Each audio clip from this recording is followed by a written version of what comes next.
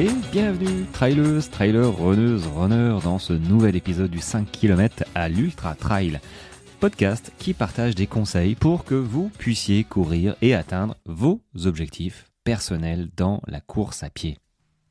Et bonjour à tous, bienvenue dans ce nouvel épisode, j'espère que tu as la forme. Moi je l'ai à peu près, voilà, parce que tu viens de te poser la question, donc je réponds à ta question, oui, moi je suis en forme. Bon, il est tard, il est 21h20, j'ai passé une journée très, très fatigante, mais on s'en fiche, hein. On s'en fiche, sincèrement, il y a des journées comme ça qui sont plus fatigantes que d'autres. Là tu écoutes l'épisode du jeudi. Jeudi, c'est pas mal jeudi, la fin de la semaine approche et moi je suis toujours très content quand ça approche, pas que j'aime pas mes semaines, mais c'est vrai que là actuellement je suis un petit peu fatigué, je sais pas si c'est avec le temps, si ça va avec le temps, mais bon, il faut accepter parfois d'être un petit peu moins en forme et du coup je trouve qu'il faut que j'axe vraiment sur le sommeil. Quand on se sent comme ça un petit peu fatigué, il faut mettre l'accent sur ce qui pêche un peu, et moi c'est le sommeil, donc je vais essayer de me coucher un petit peu plus tôt. Voilà. Bon bref, je te dis un petit peu ma vie, mais alors de quoi je vais te parler? Écoute, j'ai reçu une question un petit peu embêtante en fait. La question c'est comment je peux être plus à l'aise dans les descentes en trail. Eh ben, pas facile. C'est pas facile, toi, ça me fait penser en randonnée. Quand je randonnais dans la Vanoise, quand j'étais un peu plus jeune, il y avait plusieurs types de descentes. Voilà, il y a des descentes avec les gros rochers, il y a des descentes où tu peux courir, même si c'était pas une course à pied, avec les grosses chaussures de marche, on courait pas. Et puis il y a les descentes dans les pierriers. Les pierriers, tu vois, c'est toutes petites ardoises très fines où quand tu mets le pied, hop, tu glisses, tu descends, voilà, un petit peu comme dans la neige ou du sable. Et là, ça m'a toujours pas choqué, mais posé des questions en fait, en me disant oh, tiens, c'est bizarre. Il y a des personnes, peut-être que tu en fais partie, qui sont mais vraiment pas à l'aise dans ce genre, sur ce genre de terrain où quand tu poses le pied, tu descends de 30 centimètres, 40, 1 mètre, voire peut-être même plus si tu y vas avec de l'élan. Et moi, ça me fait kiffer. Moi, sincèrement, j'adore. Tu vois, sur le Grand Raid des Cathares, dans la boue, là, j'ai glissé, j'ai adoré. Enfin, j'ai adoré. Bon, adorer, c'est peut-être un grand mot. Du moins, j'ai maîtrisé comme j'ai pu, mais j'avais pas peur. J'avais pas cette appréhension de m'accrocher au moindre arbuste pour éviter de prendre de la vitesse ou voilà. J'ai pas ce problème-là. J'ai de l'équilibre. Prendre un peu de vitesse me pose pas trop de problèmes. Et du coup, à l'époque, j'avais des personnes, quand je randonnais comme ça en groupe, qui étaient vraiment pas à l'aise en fait, et qui perdaient beaucoup de temps dans les descentes. Et on les attendait, mais t'es là, tu dis, mais vas-y, laisse-toi aller, tu vas voir, c'est pas parce que tu glisses sur 50 centimètres que tu vas pas t'arrêter. Prends confiance, tu vas voir que tu vas pas dévaler sur 20 mètres. Non, ça va s'arrêter avant. Mais ces personnes-là avaient peur. Et qu'est-ce que tu veux faire contre ça? Et c'est un petit peu les personnes comme ça qui me demandent comment être plus à l'aise dans les descentes parce que j'ai un petit peu peur, parce que voilà, je descends pas vite. Et c'est vrai que ça reste une réponse assez difficile parce que je pense que ça demande alors de l'entraînement, mais en fait des répétitions, vraiment, parce que pour se passer outre en fait cette appréhension qui est instinctive parfois. C'est comme avoir le vertige, hein. Avoir le vertige, bah ouais, t'as le vertige. Ça se soigne plus ou moins, mais en tout cas, ça vient. Tu sais pas si t'as le vertige avant de te confronter à la situation. Et c'est vrai que les descentes, quand t'es pas en sécurité, quand par exemple tu t'es tordu la cheville assez violemment dans une descente et que oui, t'as de l'appréhension, t'as de la peur, t'as du stress. Et c'est vrai que la course en descente, ça exerce un stress sur soi, mais surtout un stress articulaire, tendineux et musculaire par rapport à la course sur du plat ou même la course en montée. Vraiment, t'as un gros travail en contraction excentrique, c'est-à-dire c'est l'allongement du muscle lors de la contraction. C'est ce qui m'est arrivé sur la Swiss Peak quand je me suis rattrapé et que je me suis un petit peu fait mal, ce qui s'est transformé en beaucoup fait mal et qui m'a fait abandonner. Ça a été ce travail comme ça de contraction en excentrique. Donc c'est le muscle s'allonge et se contracte en même temps. Donc forcément, c'est hyper contraignant. C'est pour ça que en descente, à un moment, tu as les cuisses qui sont défoncées. Si tu ne t'es pas entraîné correctement, bah, tu as les cuisses qui sont cramées, tu as les quadriceps qui serrent, tu as les crampes.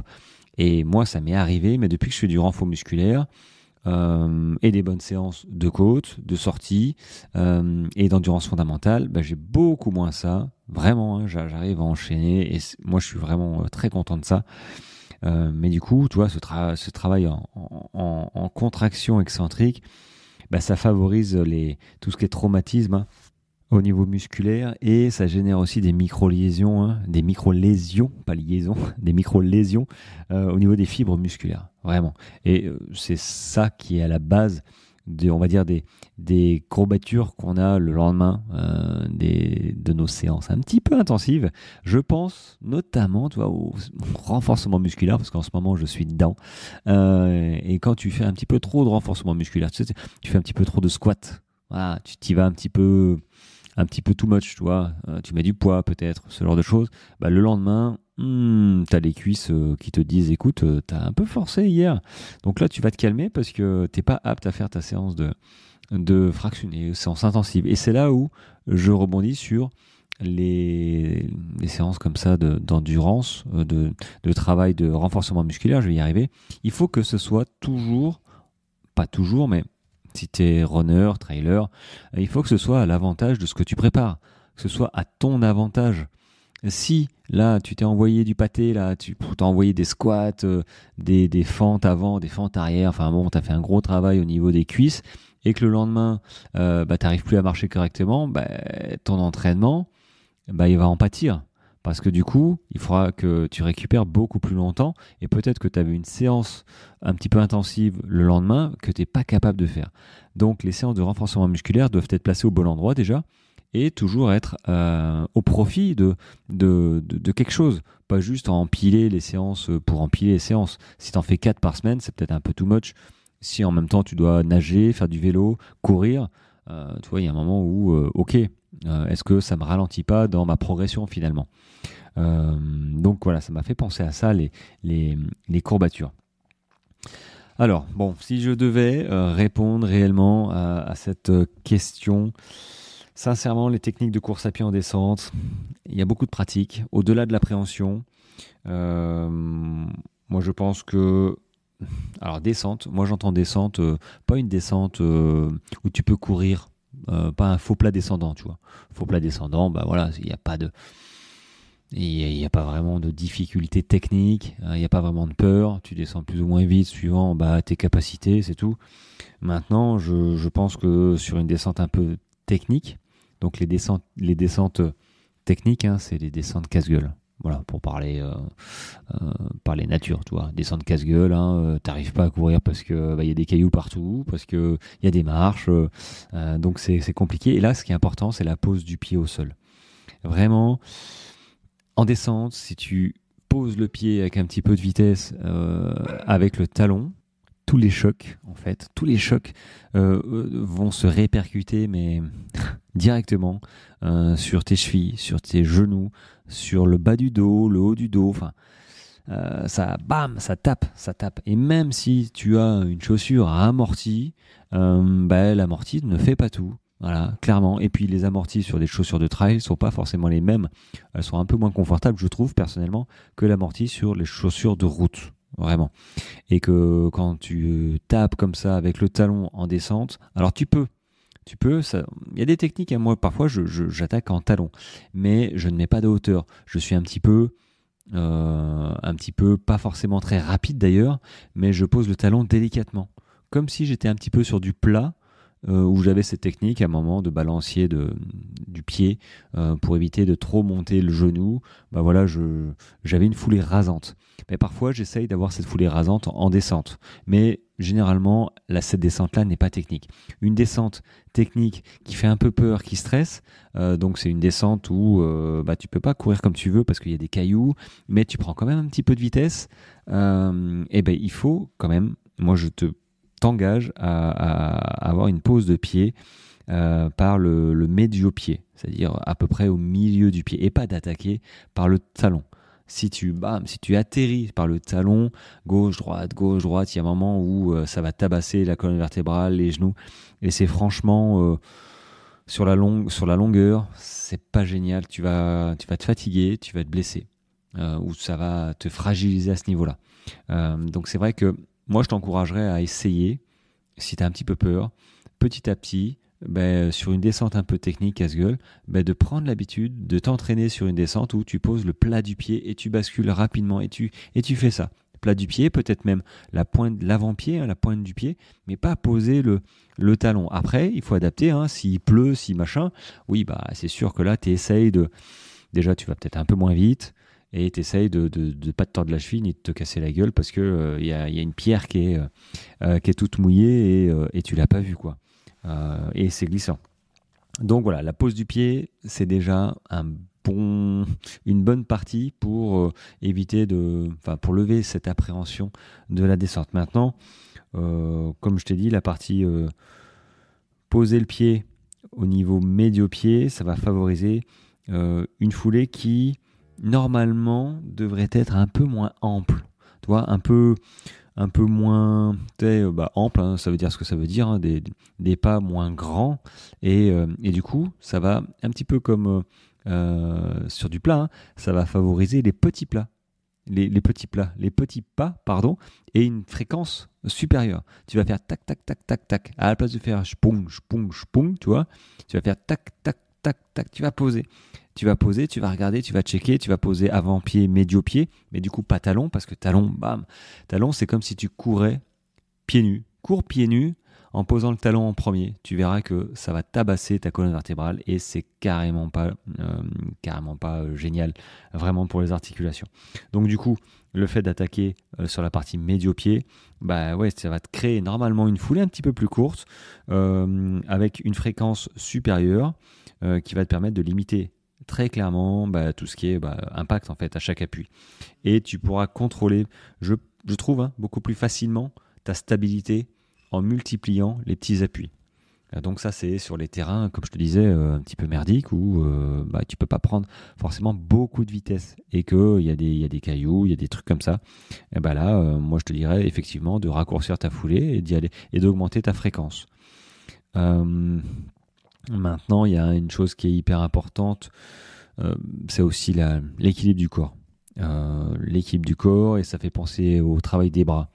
Les bras, toi, dans les montées, les bras, ils te servent quand tu montes un petit peu en tempo. Donc quand tu cours en tempo sur tes exercices de séance de côte, tes bras te servent. D'arrière en avant, bien dans l'axe, ils te servent à te propulser et à monter plus facilement. Là, en fait, en descente, les bras, tu fais un peu l'oiseau. Tu fais un petit peu l'oiseau, c'est-à-dire qu'ils te servent à équilibrer. Donc c'est un petit peu comme une personne là qui fait c'est pas un funiculaire, c'est un qui marche sur un fil au-dessus du vide. Ça, je sais pas si je vais revenir sur ce terme-là. Il écarte les bras.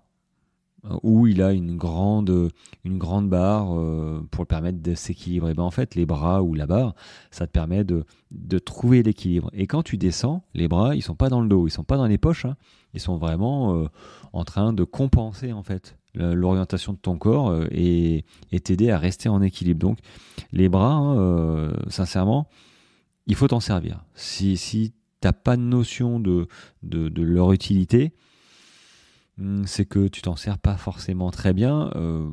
T'as qu'à les mettre dans le dos quand tu descends, tu verras vite que tu vas être déséquilibré, et je te déconseille de faire ça trop longtemps.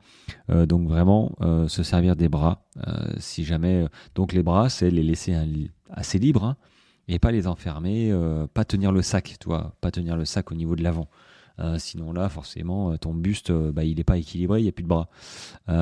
Donc ça, c'est pas bon. Donc il faut vraiment s'en servir gauche-droite comme un oiseau. Hein. Tu ouvres tes ailes, tu ouvres tes bras pour compenser un petit peu les gauches, droites et les différents mouvements, un petit peu parasites. Alors après, euh, ah, après, il y a le centre de gravité qui peut aussi rentrer en jeu. Le centre de gravité, il faut généralement éviter de se grandir dans les descentes un petit peu techniques. Moi, j'aime bien dans les descentes un petit peu casse-gueule, mais qui me font courir quand même. Hein. Il est rare que je ne cours pas dans les descentes casse-gueule. Il faut vraiment que ce soit des grosses marches ou que je sois vraiment fatigué. Tu vois, même après mon 300 km, je courais, c'est comme ça que je me suis fait mal. C'est que je courais au bout de 300 bornes et je dévalais comme un fou et j'ai glissé sur un caillou. Donc voilà, ça m'apprendra. Mais bon, c'est comme ça, c'est la vie. Et du coup, le centre de gravité, quand tu descends comme ça, il est relativement bas. Il n'est pas haut. Tu te tiens pas droit comme un I. Tu es plutôt ramassé sur tes appuis, c'est-à-dire que tu n'as pas les jambes, tendues. Tu as plutôt les jambes, les genoux fléchis. Voilà, comme si tu voulais un petit peu t'asseoir. Et surtout, éviter cette foulée que tu as peut-être ailleurs. C'est une foulée bondissante. Tu vois, une foulée bondissante qui est hyper traumatisant, vraiment. Tout ce qui est oscillation verticale, un petit peu too much. Très clairement, dans les descentes, ça te sert à rien. Ça te sert à rien. Et c'est même pas bon, en fait. Parce que si tu montes très haut, après, forcément, ça met du choc un petit peu plus sur tes appuis quand ils retombent et qu'ils touchent le sol.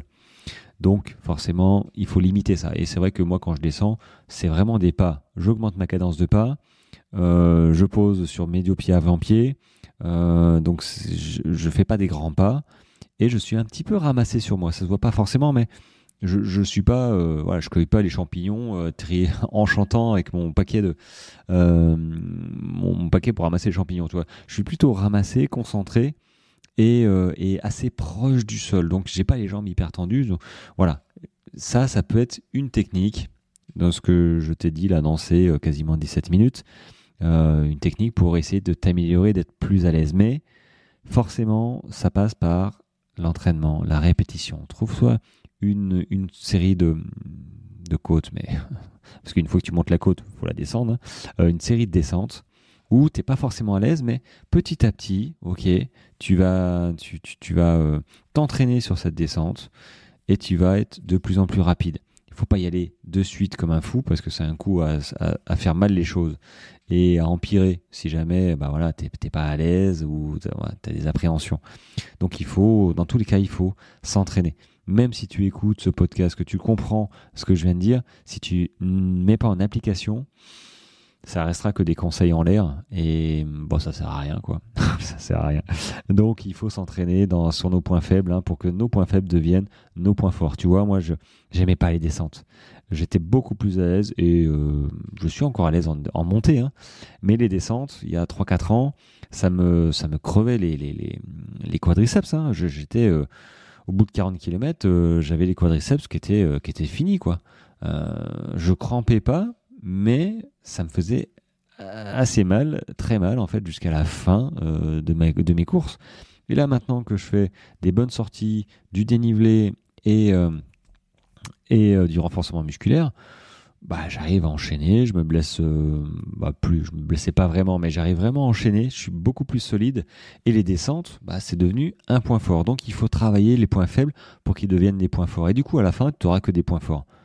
Je n'ai pas que des points forts, mais du moins j'ai enlevé celui-là et c'est une très bonne chose. Même si j'avais pas peur des descentes, mais c'est vrai que les descentes c'est quand même hyper traumatisant pour les tendons, ligaments et musculairement les quadriceps ils ramassent quoi. Voilà, c'était ma petite capsule sur la réponse à la question de comment je peux être un petit peu plus à l'aise dans les descentes. Bon, j'espère que je t'ai apporté 2-3 éclairages qui vont peut-être te faire tilt et que tu pourras mettre en place 2-3 trucs pour te sentir un petit peu plus à l'aise. Mais je te le répète, il faut pratiquer. Si t'es pas à l'aise en descente, il faut pratiquer les descentes. Gentiment, mais sûrement, il faut en manger un petit peu. Il n'y a pas de secret. Voilà, bon, je vais te libérer, 19 minutes. Finalement, je suis éclaté. Finalement, je suis fatigué. Je vais enregistrer tout ça, je vais compacter, pop, pop, pop, et je vais aller me coucher. Bon, peut-être que toi, tu commences ta journée, donc tu vas pas aller te coucher. Mais voilà, en tout cas, merci des commentaires, je le redis à chaque fois. Si tu as des questions, tu n'hésites pas à me les poser, évidemment. Et puis, si tu te poses des questions sur mon accompagnement, il y a les liens dans chaque épisode. Et puis merci pour noter ce podcast 5 étoiles sur 5, voire 6 étoiles sur 5. Peut-être, je ne sais pas si c'est possible. Non, c'est pas possible. Mais 5 étoiles sur 5, c'est parfait. Et puis voilà. Allez, je te libère. Très bonne journée à toi et je te dis à plus tard. Ciao, ciao.